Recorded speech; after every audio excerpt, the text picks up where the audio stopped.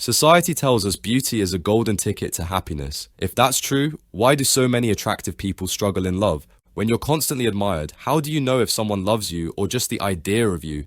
This is the hidden curse of beauty. It creates attention, but not necessarily connection. And today, we're breaking down why beautiful people often find it harder to experience real love.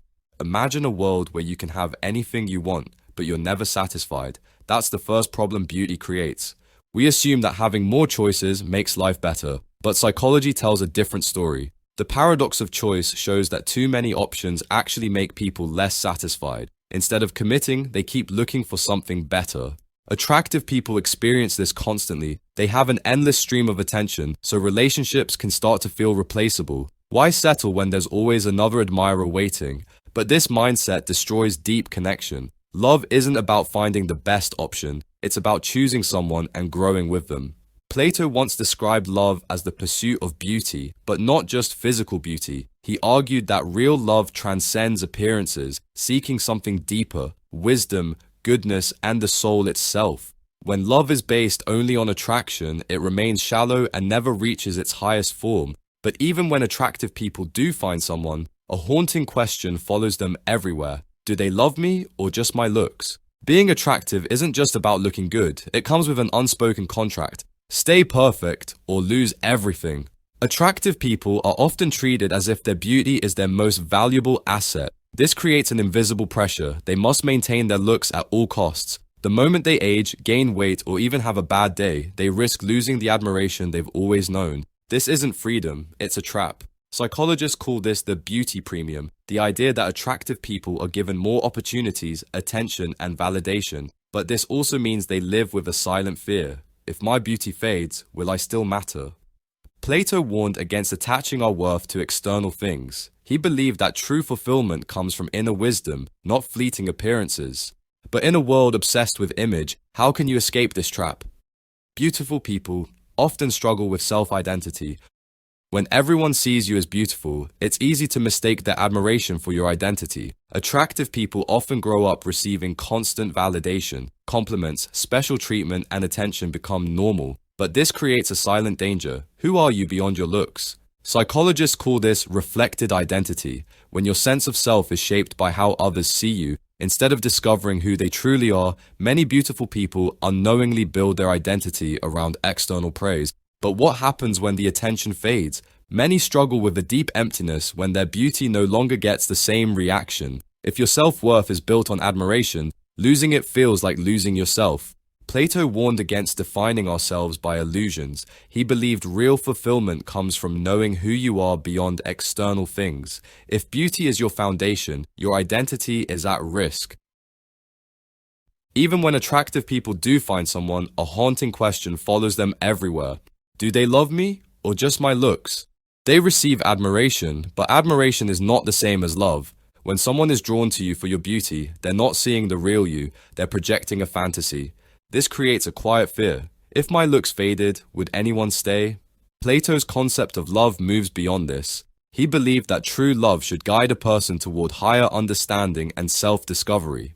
If a relationship is built on physical attraction alone, it never evolves into something greater. This is why many attractive people feel unseen. They are valued for their appearance, but rarely for their thoughts, emotions, or struggles.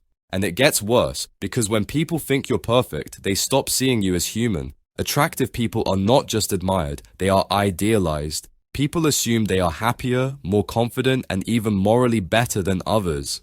Psychologists call this the halo effect, a cognitive bias where we assume beautiful people have perfect lives. But in reality, they struggle just like anyone else. This idealization creates loneliness. If everyone sees you as an ideal, no one sees you as a person. People admire, but they do not truly understand. Plato warned against mistaking appearances for truth. Just as shadows on a cave wall can mislead, attraction can create illusions about who a person really is. To love someone deeply, you must see beyond their image and understand their true nature. But even when someone finally gets close, another problem appears. How do you know who to trust? Trust becomes a challenge when you're constantly desired. How do you know if someone cares about you or just wants to be associated with you? Many attractive people experience transactional relationships where love is tied to status, validation, or social climbing. They become skeptical of people's intentions. This is why many high-profile relationships fail. When love is based on what someone is, rather than who they are, it rarely lasts. Plato believed that true love should not be about possession. In the Symposium, he described love as a force that elevates the soul, rather than a selfish desire to claim someone. When love is driven by ego, attraction, or personal gain, it eventually collapses under its own weight. So, if beauty is not the key to love, then what is? What is real love? It is not based on admiration, status, or appearances. It is about seeing and accepting someone completely. Plato described love as a journey towards something higher. He believed that romantic attraction should lead us to something greater than ourselves, wisdom, virtue, and deep emotional connection. This is why the strongest relationships are built not on surface-level attraction, but on shared values, mutual respect, and an understanding that beauty fades, but love does not have to. So how can attractive people find real love? By focusing on who sees them, not how many do. By choosing relationships based on connection, not validation. And by asking a simple question: if everything external disappeared, status, looks, admiration, would love still remain?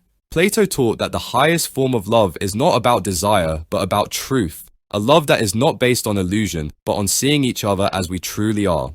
Because in the end, beauty fades. But real love, that's the only thing that lasts. It's your turn now. Do you think beauty is a blessing or a curse? Would you rather be admired by thousands or truly understood by one? Let's talk in the comments.